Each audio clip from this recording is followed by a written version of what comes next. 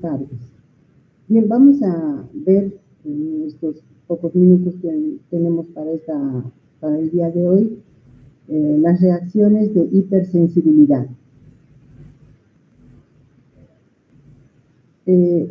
Estas reacciones se dan como consecuencia de una exagerada o no controlada respuesta inmune frente a diferentes agresores.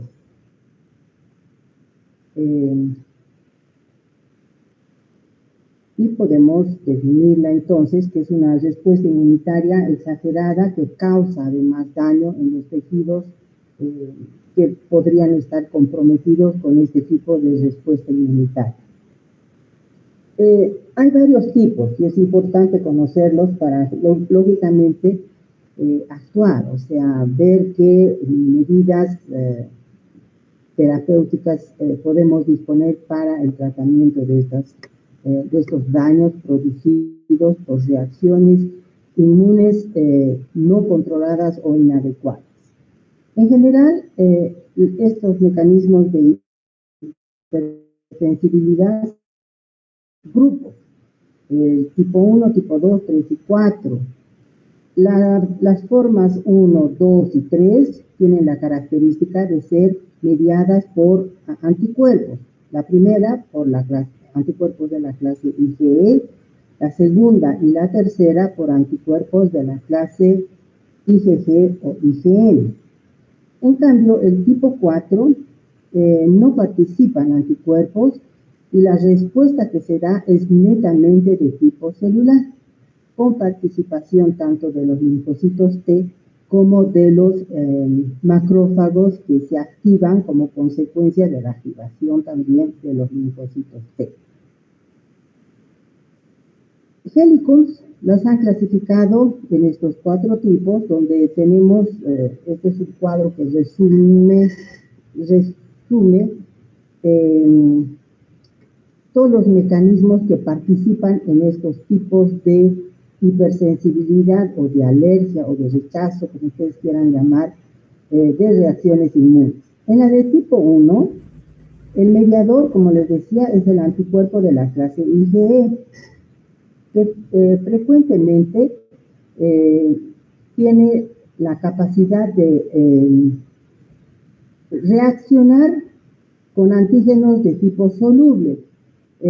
Incluso a veces hasta podríamos llamarlos con aptenos, ¿no? El polen, por ejemplo, no es un antígeno grande, inmunógeno, es un apteno que necesariamente tiene que unirse tal vez a una proteína portadora y de esa manera estimular el sistema inmunitario, ¿no?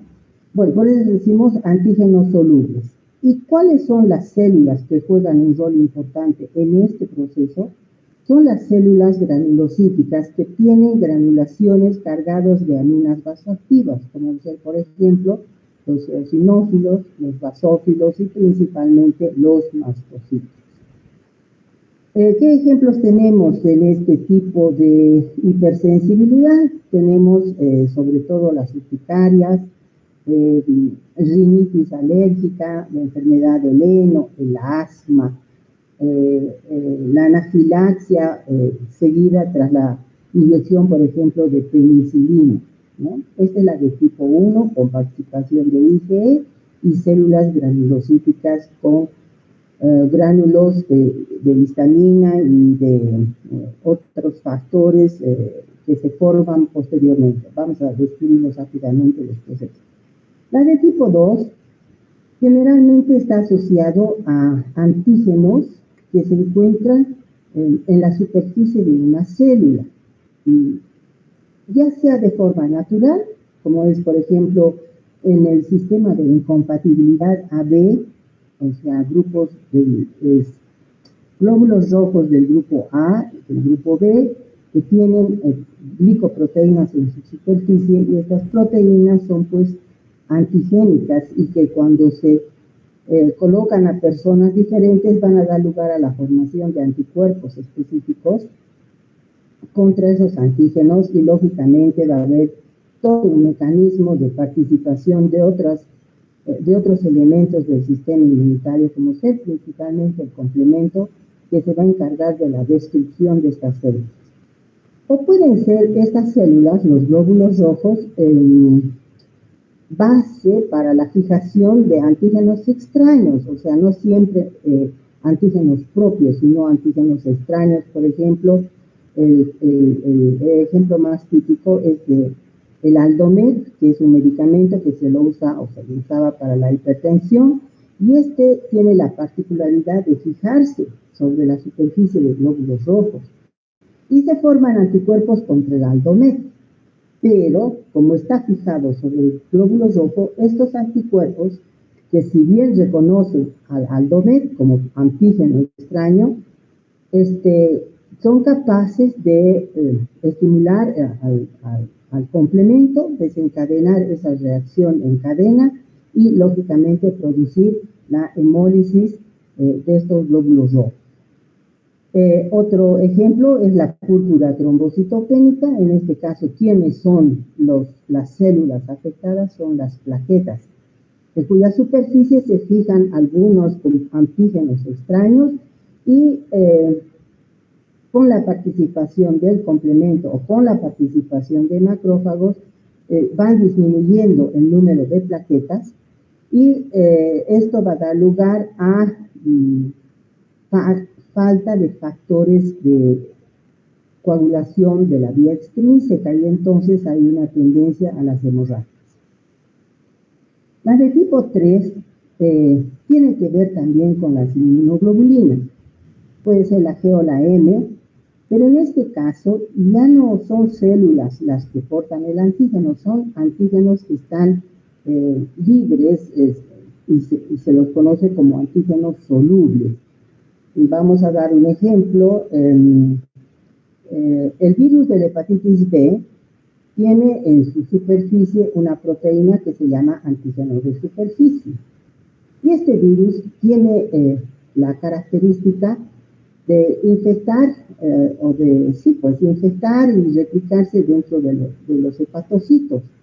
Y cuando se está replicando, está formando su material genético, pero forma gran cantidad de esa proteína de superficie, que conocemos como antígeno de superficie, y como forma en gran cantidad, esta sale a la circulación sanguínea, que rápidamente es reconocida por nuestro sistema inmunitario, dando lugar a la formación de anticuerpos específicos contra este antígeno de superficie del virus de la hepatitis B.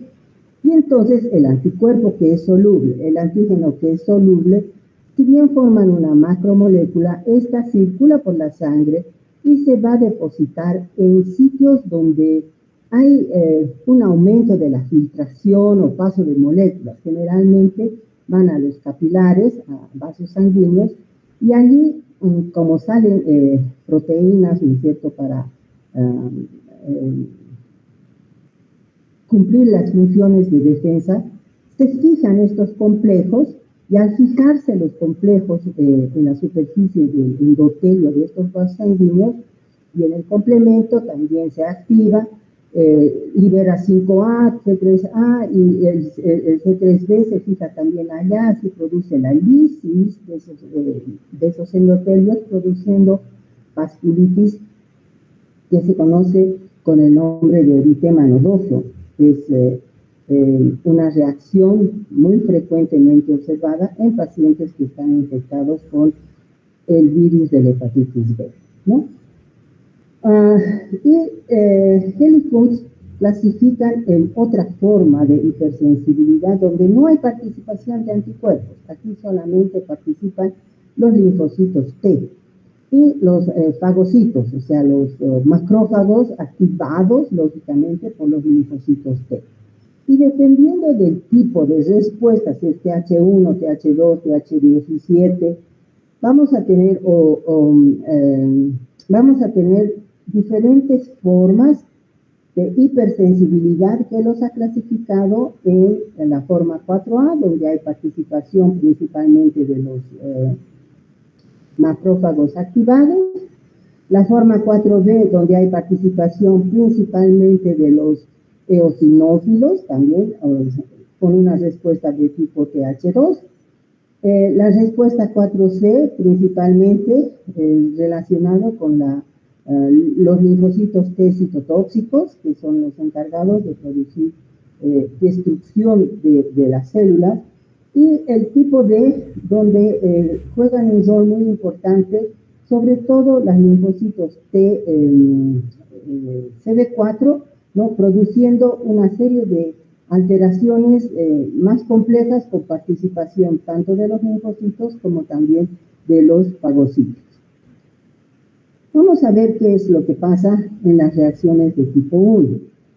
Cabe aclarar que todas estas reacciones de hipersensibilidad se caracterizan por un primer periodo o por un primer paso en las cuales ingresa el antígeno, ya sea para el tipo 1, 2 o cualquiera de ellos, ingresa el antígeno y en la primera respuesta a aquello no pasa nada, todo es normal. En cambio, cuando entra por segunda vez el mismo antígeno, ahí se lleva a cabo todos esos mecanismos y respuestas nocivas que van a dar lugar a alteraciones de los tejidos. La que tal vez aclara mejor el panorama es este tipo de reacción, la de tipo 1. Yo aquí les he puesto esta diapositiva donde vamos a ver de que esta estrellita que está dibujada con verde viene a ser el alergeno. El alergeno, que puede ser el polen, que puede ser hongos, que pueden ser medicamentos, otras sustancias químicas también. Estas cuando ingresan van a ser reconocidas por los macrófagos o las células, los linfocitos B, ambos son células presentadoras de antígeno. Estos macrófagos que ingieren estas partículas los van a presentar a los linfocitos T. T virgen, los mismos que van a dar lugar a una respuesta de tipo TH2, porque estos células presentadoras de antígeno van a producir la interleuquina 4. Y esta interleuquina 4 va a estimular o va a hacer que el linfocito TH virgen se diferencie en TH2. Una vez diferenciado en TH2, va a seguir secretando esta interleuquina 4 e interleuquina 5, sobre todo la interleuquina 4. ¿Y qué es lo que va a hacer esta interleuquina 4? Va a ir a estimular a los linfocitos B para que se transformen en plasmocitos y empiecen a producir anticuerpos, pero de la clase IgE. Y, lógicamente, como este mecanismo es el normal, que hemos visto en una reacción inmune, vamos a tener linfocitos de memoria, pero que portan en su superficie, en vez de la IgM o la IgG, que son los marcadores de linfocitos B, van a aportar a la IgE, producida como consecuencia de este primer paso de estimulación. Esto es lo que se llama la sensibilización. Posteriormente, cuando vuelve a ingresar el mismo alergeno, ¿qué es lo que pasa? Ingresa el alergeno, pero ya tenemos inmunoglobulinas preformadas, y esas preformadas están pues en la superficie de estas células granulocíticas que son los basófilos, los eosinófilos y los mastocitos, y su fragmento FAB va a reconocer pues este antígeno, y al reconocer, ¿qué va a pasar? Va a estimular a esta célula que va a empezar a liberar sus gránulos, se va a desgranular. ¿Y qué hay en esos gránulos? Bueno, dependiendo de estos mecanismos de alergia o reacción de tipo 1 se caracterizan por liberar en primera instancia sustancias vasoactivas preformadas, como ser, por ejemplo, la histamina, que es muy importante porque esta tiene la capacidad de producir la contracción del músculo liso, la vasodilatación la estimulación de las glándulas mucosas, ¿no? La estimulación de las plaquetas también, inmediatamente de que han sido reconocedoras del alergeno. Por eso se llama reacciones de tipo inmediato, o sea, entra el antígeno y a los pocos minutos empieza el proceso de traducido por esta contracción del músculo liso, por esta vasodilatación del edema, de la falta de aire, por inflamación de la glotis, ¿no? Que es uno de los síntomas de la anafilaxia. La secreción de glándulas mucosas empieza a secretar, botar bastante moco. Y también hay en las terminaciones nerviosas receptores para esta IgE que van a producir estimulación de estas terminaciones que se traducen por cierto tipo de dolor, ¿no? Y finalmente estas células también van a producir en una segunda etapa otros mediadores inflamatorios que resultan como consecuencia de la activación de el ácido araquidónico que se encuentra en la membrana celular de estas células. Y al activarse el ácido araquidónico por ya sea la vía ciclooxigenasa o lipoxigenasa, se van a formar otras aminas vasoactivas como ser, por ejemplo, las prostaglandinas y los leucotrienos, que también tienen la capacidad de aumentar la permeabilidad vascular, producir contracción de los músculos lisos, sobre todo los músculos de los alveolos pulmonares. Las prostaglandinas, además, son capaces de producir una agregación plaquetaria. Y se secretan también otras citocinas, como ser, por ejemplo, la interleucina 1, el factor de necrosis tumoral alfa, que están muy relacionados con una anafilaxia sistémica, es decir, un aumento de la expresión de la AMP cíclico en las células del endotelio venular. Secretan interleucina 4 y la 13, porque esto amplifica, hace que haya mayor producción de IgE. Y la expresión, pues, es clínica, es una reacción que puede ser localizada a nivel de piel, y eso se conoce con el nombre de urticaria, o puede ser a nivel de mucosas, dependiendo cuál es la vía de ingreso también del alergeno, ¿no es cierto? Puede ser a nivel de mucosa nasal, y ahí tenemos las rinitis alérgicas, la enfermedad del heno, que es muy frecuente en las personas que trabajan con forraje de los animales, donde se crean cierto tipo de hongos por la humedad, y ellos inspiran aquello, pues, y les produce toses, estornudos, un tipo de asma por la vasoconstricción del músculo liso de los alveolos pulmonares, ¿no? Existen otras patologías, como por ejemplo, si el alergeno ingresa por vía digestiva, las manifestaciones clínicas son las diarreas, producidas lógicamente por la ubicación de las células encargadas de la liberación de estas aminas vasoactivas. Vamos a ir a la clase 2, el tipo 2. También se conoce con el nombre de hipersensibilidad de tipo citotóxico. Citotóxico, ya, con eso ya me está diciendo de que aquí el antígeno, es lo que les decía, puede estar en forma natural sobre la superficie de una célula o en forma adquirida por absorción de un antígeno X sobre un tipo de células, ¿no? Plaquetas, por ejemplo. Y aquí, ¿quiénes son los responsables de la reacción? Son los anticuerpos de la clase IgG y de la IgM, que están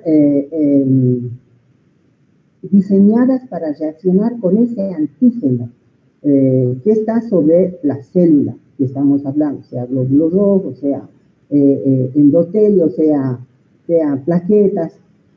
Y al unirse a ese antígeno van a producir la activación del complemento, a través del cual se va a producir la inflamación, ¿no?, la anafilaxia y la lisis, lógicamente, de las células. Esto es muy característico en esta enfermedad o en la incompatibilidad de grupos sanguíneos o conocida como eritroblastosis fetal. ¿Qué es lo que pasa en la eritroblastosis fetal? Si la madre tiene RH, el grupo de sangre RH negativo, resus negativo, y el hijo hereda el resus del padre, que es positivo, él va a formar glóbulos rojos con el antígeno resus en su superficie.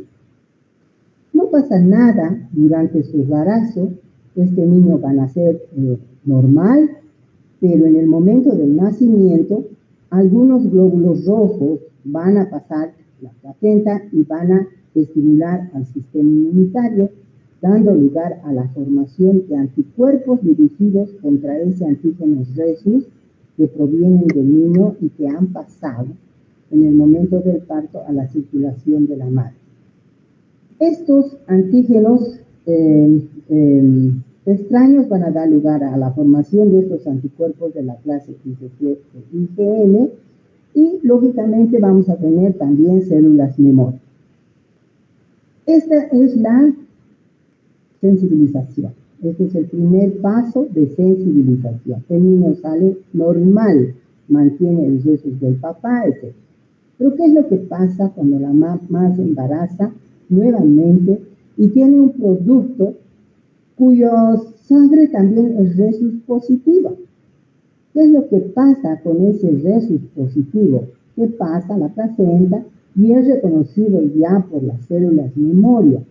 Y entonces, como estas células memoria saben que existe un antígeno RH diferente, los reconocen, se fijan, producen células plasmáticas, producen anticuerpos que pasan la placenta, se fijan sobre los glóbulos rojos ya del feto y producen la lisis de los mismos, y es lo que se conoce como eritroblastosis fetal, ¿no? Esa es la hipersensibilidad, digamos, de incompatibilidad de grupos sanguíneos, mediada, lógicamente, por células.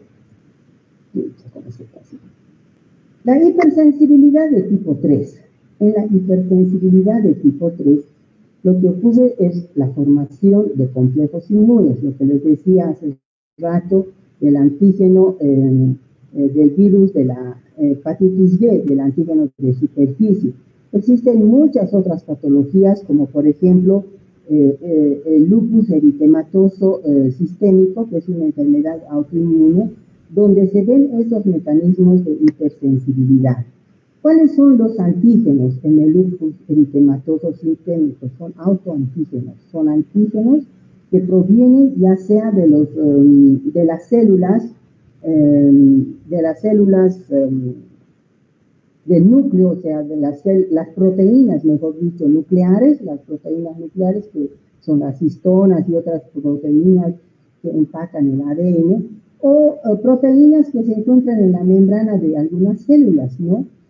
Y esas proteínas se comportan como autoantígenos y entonces dan lugar a la formación de anticuerpos que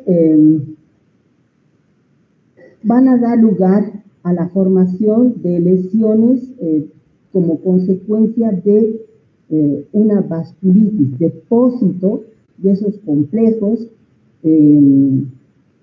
proteínas nucleares, por ejemplo, de anticuerpos contra las proteínas nucleares. Estos generalmente van a ir a depositarse ya sea a nivel de vasos sanguíneos o ya sea a nivel de glomérulos renales también, produciendo pues insuficiencias renales y lesiones muy características en la piel. Otra enfermedad muy parecida a esta es la artritis reumatoide. La artritis reumatoide también es una enfermedad por complejos inmunes, donde los antígenos son reconocidos ya por anticuerpos y además estos anticuerpos son reconocidos por una IgM que reconoce al fragmento Fc de la inmunoglobulina fijado al antígeno con ese cambio conformacional. Esta IgM es lo que se conoce con el nombre de factor reumatoide.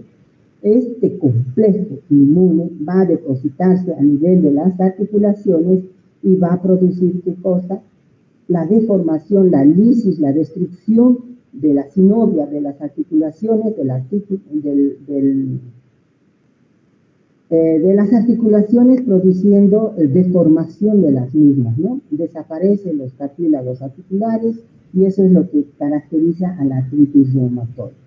Hay otras patologías, tal vez la que más nos interesa es la glomerulonefritis post-estreptocócica, es decir, hay pacientes muy susceptibles en quienes una infección por estreptococo y cierto tipo, no cualquiera.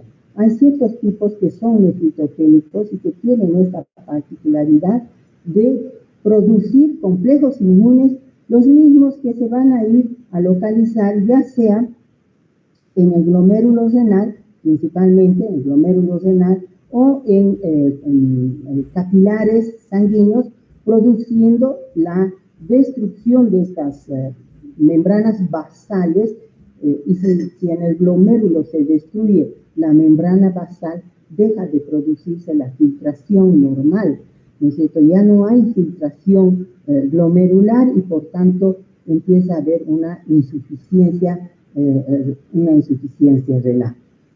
Esta es la hipersensibilidad de tipo 3. La de tipo 4. Aquí solamente, bueno, la de tipo 4 la vamos a llamar también hipersensibilidad tardía, porque no es inmediata como en el caso de las primeras. Las tres primeras que les he dicho, no es tan inmediato en la de tipo 3, pero generalmente se lleva a cabo después de, decimos, post-estreptocócica, pasada la infección estreptocócica, quedan antígenos del estreptococo y esos antígenos son los que van a dar lugar a la formación de esos complejos inmunes que se depositan a nivel de membranas basales de los vasos sanguíneos y del glomérulo renal. En este caso, la hipersensibilidad, después del primer contacto y puesto un segundo contacto, una segunda oportunidad con el mismo antígeno, después de 24 a 48 horas recién, o tal vez un poco más tardíamente, recién se van a expresar los síntomas que resultan como consecuencia de la activación tanto de los linfocitos T como también de los macrófagos. Dependiendo, como les dije, el tipo de respuesta, si es TH1, los macrófagos se van a activar y ¿qué quiere decir activar los macrófagos? El macrófago normalmente tiene en su citoplasma lisosomas que están, digamos, en vesículas en una cantidad mediana, ¿no? Como para que cuando fagociten se unan al fagosoma y produzcan la destrucción de lo que están fagocitando. Pero por acción de la interleuquina 2 y del interferón gamma principalmente, estos fagocitos empiezan a adquirir mayor cantidad de lisosomas y mayor cantidad de sistemas de destrucción, o sea, sistemas relacionados, por ejemplo, con proteasas o con el sistema de la producción de radicales tóxicos, y entonces como tenemos más lisosomas, estos fagocitos ya actúan más rápidamente contra los alergenos o contra los antígenos que van a ser fagocitados por ellos. Si es una respuesta de tipo TH1, tenemos una reacción mediada por estos fagocitos activados, y aquí tenemos el ejemplo típico que es el caso de la reacción a la tuberculina. ¿Qué es la tuberculina? La tuberculina es un antígeno que se lo extrae de cultivos de Mycobacterium tuberculosis. Es una proteína que produce Mycobacterium y que luego de solidificarla se extrae esa proteína purificada, así se llama PPD o tuberculina.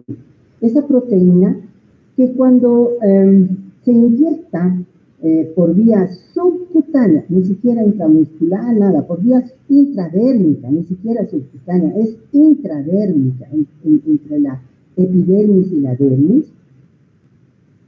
Al cabo de 48 horas se da o se lleva a cabo una reacción caracterizada por un edema y una inflamación.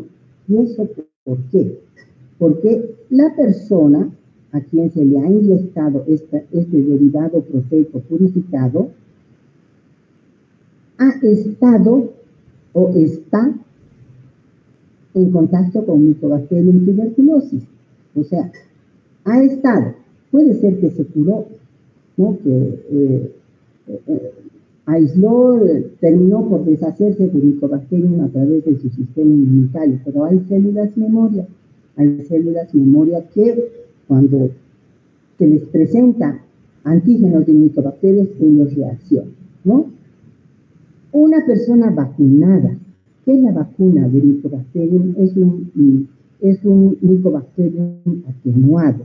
El bacilo de Talmey-Tigueran se llama así, que es un Mycobacterium obtenido de una cepa bovina, ¿ya? Ese produce un tipo de infección más delimitado, no es tan agresiva esas bacterias y se utiliza como vacunación, que no protege del todo, pero por lo menos no permite que haya cuadros como meningitis tuberculosis, ¿no? Esas personas, lógicamente, que han sido estimuladas contra todos los antígenos que tienen Mycobacterium, y dentro de todos esos antígenos está la proteína purificada que se utiliza como antígeno en la prueba de la tuberculina. Y entonces se lleva a cabo toda esa presentación de estos antígenos, recuerdo linfocitario, hay una respuesta inflamatoria a través de la interleuquina 12, 2, interferón gamma, activación de macrófagos, etcétera, que todos van a ir al sitio de la infección, o sea, al sitio donde se ha inyectado la tuberculina, y van a producir vasodilatación con salida de fibrinógeno, que se transforma en fibrinógeno, y eso va a dar lugar a la formación de un edema, de un hinchazón, de un granito, rodeado lógicamente de un halo rojo debido al proceso inflamatorio por la participación de todas estas citocinas. Y eso es lo que se mide, ¿no? Para determinar o utilizamos para el diagnóstico de infecciones por Mycobacterium. Si esa zona de edema es superior a 10 centímetros, la prueba es positiva. Y si solamente hay un eritema, pues es simplemente un proceso inflamatorio que se está dando como consecuencia de la inyección de un antígeno extraño, ¿no? Pero no hay edema y eso es una prueba negativa. Incluso a veces ni siquiera hay inflamación. Es una prueba que la utilizamos mucho para el diagnóstico de infección por tuberculosis.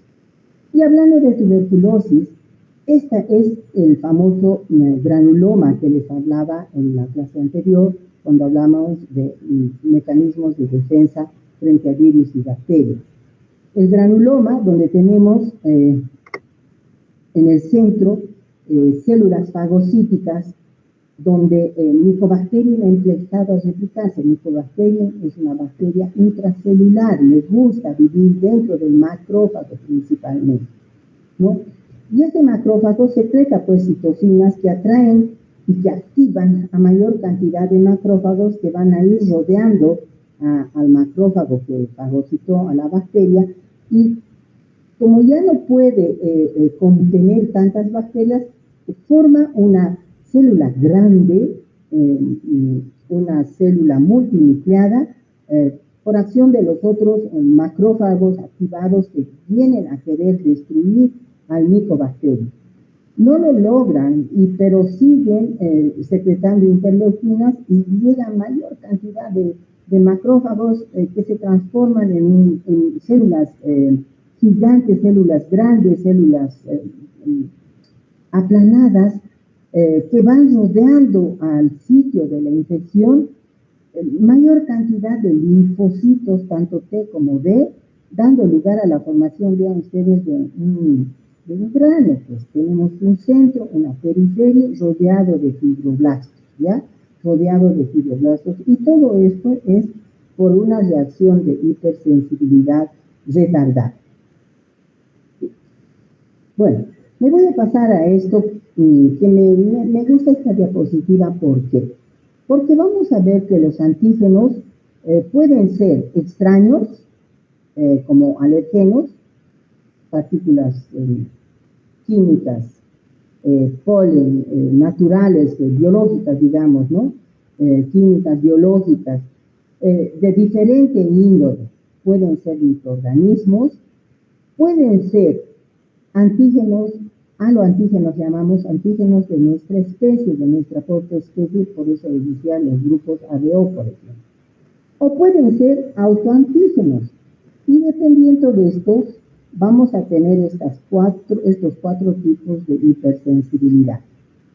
En la hipersensibilidad de tipo 1, el alergeno es siempre extraño, siempre es extraño, y el ejemplo que tenemos aquí es la rinitis alérgica. Para mí, más que las rinitis alérgicas, creo que son las urticarias, esas ronchitas que aparecen en la piel, incluso después de haber comido. No siempre hay diarrea, después de haber comido algún enlatado, si la persona es susceptible a algún antígeno o de crustáceos, peces, huevo, a la alergia al huevo, a la alergia a la leche, etc. ¿Ya? El alergeno es extraño. En la de tipo 2 podemos tener antígenos extraños, como les decía, el Aldomec, en la anemia hemolítica por fármacos, en este caso, o aloantígenos, la alergia o la reacción transfusional de incompatibilidad ADO. Y pueden ser también autoantígenos, como es el caso de la miastenia gravis. En este caso, el antígeno es ¿cómo se llama? Las vainas que recubren las terminaciones nerviosas, y estas pues son destruidas por el sistema del complemento y producen una falta de respuesta a la contracción muscular, ¿ya? La de tipo 3, miren, los alergenos pueden ser extraños, como ser, por ejemplo, una alveolitis, en la enfermedad del pulmón del granjero, así se llama, o pueden ser microorganismos, y aquí tenemos a la glomerulonefritis post-estreptococcus. O pueden ser autoantígenos, y el ejemplo más típico es el lupus eritematoso sistémico. En la de tipo 4, ¿cuáles son los factores desencadenantes? Podemos tener de todo en la de tipo 4. Las dermatitis de contacto, donde el alergeno es extraño, es por ejemplo un veneno, una planta venenosa. El veneno de esa planta puede producir una dermatitis de contacto. Puede ser un microorganismo, ya hemos hablado de Mycobacterium y tuberculosis. Pueden ser aloantígenos, y en este caso se ven comprometidos los antígenos de histocompatibilidad, o los que forman parte del complejo mayor de histocompatibilidad de tipo 1, o sea, los HLA, A, B y C, ¿no? Y ahí juega un rol importante estos antígenos, a través de los cuales se produce un rechazo del trasplante. No hay compatibilidad, y entonces se produce el rechazo del trasplante. Y autoantígenos, pues hay una variedad de autoantígenos, y el ejemplo más clásico es la diabetes de tipo 1, en la cual las células que producen insulina de los islotes de Langerhans son pues pues, autoantígenos contra los cuales se forman anticuerpos y destruyen estas células que van a dejar de producir insulina. Entonces, son pacientes insulino dependientes porque ellos son incapaces de formar insulina. A ellos, si no se les pone insulina, no sobreviven, ¿no? Son pacientes que sí o sí tienen que ser tratados con insulina. Bueno, creo que, bueno, aquí tengo otra diapositiva que habla de la hipersensibilidad tardía, pero ya les he explicado, ya estamos también sobre la horita. No sé si tienen alguna preguntita, las voy a responder, si no, me voy corriendo a mis clases.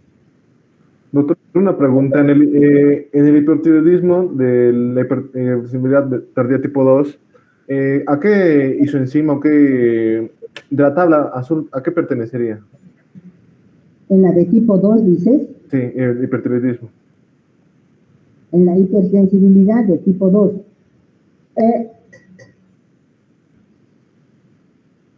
Me dices de las células, ¿no es cierto? Por ejemplo, incompatibilidad ABO, AB. Tú eres del grupo A y te ponen sangre del grupo B. Ahí hay una incompatibilidad.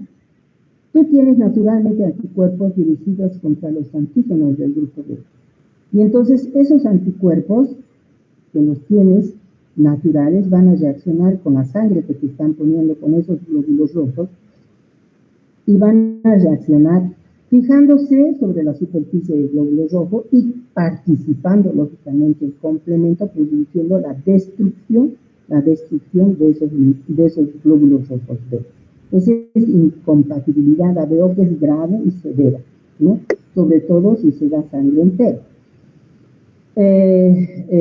La otra es la eritroblastosis fetal, que les he dicho que es muy común también cuando la mamá es resus negativa y el producto es resus positivo. Son antígenos también de los glóbulos rojos, porque en los glóbulos rojos existen varios antígenos que cumplen muchos roles en la sobrevida de estas células y que también son antigénicos, y se los ha clasificado en sistemas, y ahí tenemos el sistema ABO, el sistema Resus, el sistema DUFI, el sistema GEL, el sistema I, el sistema PMN, el S. Todos esos son antígenos que a veces unos los tienen y otros no los tienen, y si te ponen esos glóbulos rojos con antígeno I y tú eres I negativo, ¿qué vas a hacer? Vas a formar anticuerpos contra ese antígeno I que te están poniendo, y cuando te vuelvan a transfundir otra vez esa sangre, ¿qué es lo que va a pasar? Vas a tener anticuerpos preformados y vas a producir la lisis de esos glóbulos rojos que te están transfundiendo porque tienen el antígeno I, ¿ya? ¿A eso te referías? ¿Esa era tu pregunta?